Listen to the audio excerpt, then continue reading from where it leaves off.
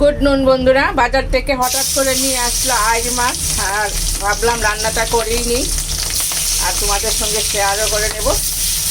ছোটো কি আইড় মাছ, ওজন হলো এটা 900 ওজনের মাছটাকে এখন কেটে নিলাম আমি। আর মাছটা ছিল আস্তাই, মাথাটা শুধু কেটে আনলো আর মাছটাকে আমি কেটেছি।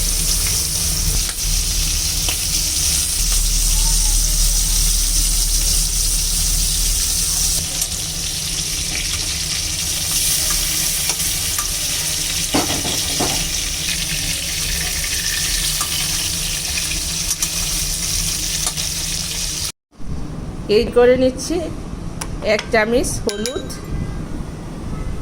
1 চামচ জিরে, 1 চামচ লঙ্কার গুঁড়ো, সেটা কালারের জন্য হবে, একটু ঝাল ঝাল হবে, অল্প একটু ধনিয়ার গুঁড়ো।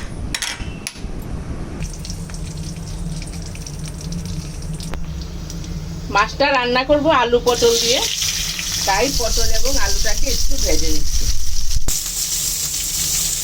একটু হলুদ দিয়ে দিলাম, এখন একটু নেড়ে ভেজে নেব।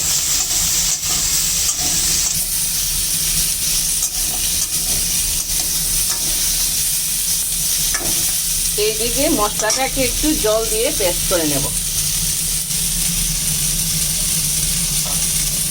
জল দিয়ে দিলাম আর মোটামুটি পেস্ট হয়ে গেছে, তাহলে রান্নাটা করতে খুব সুবিধা হবে।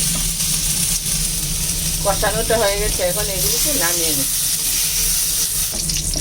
তেজপাতা দিয়ে দেব, এখনই দিয়ে দেবো পেঁয়াজ বাটা। এখানে পেঁয়াজ আর কাঁচা লঙ্কা বাটা আছে, একটু কষিয়ে নেব, তারপরে অন্য মশলাগুলো দেব।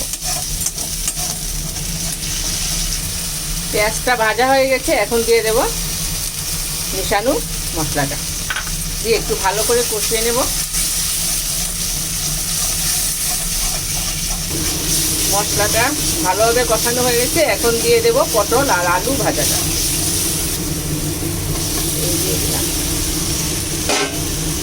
এখন একটু কষিয়ে নেব,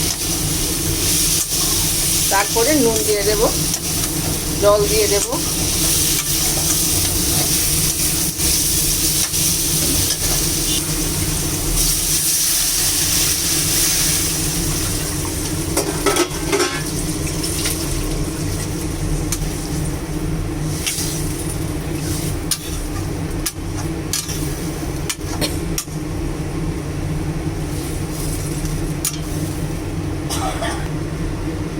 এবার দিয়ে দিলাম স্বাদ মতো নুন। এখনই দিয়ে দিলাম একটু আদা বাটা আর কয়েকটা কাঁচা লঙ্কা।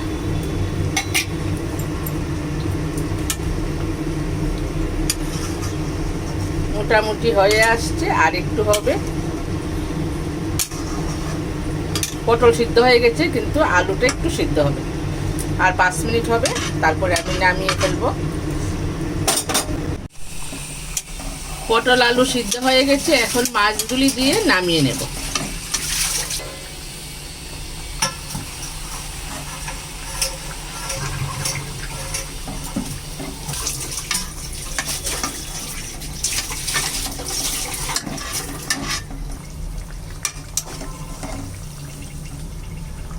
রান্নাটা কমপ্লিট হয়ে গেছে বন্ধুরা, এখন আমি নামিয়ে নেব। আর আশা করি ভালো লাগবে। যদি ভালো লাগে একটা লাইক, একটা সাবস্ক্রাইব দিয়ে আমার পাশে থেকো। ধন্যবাদ সবাইকে।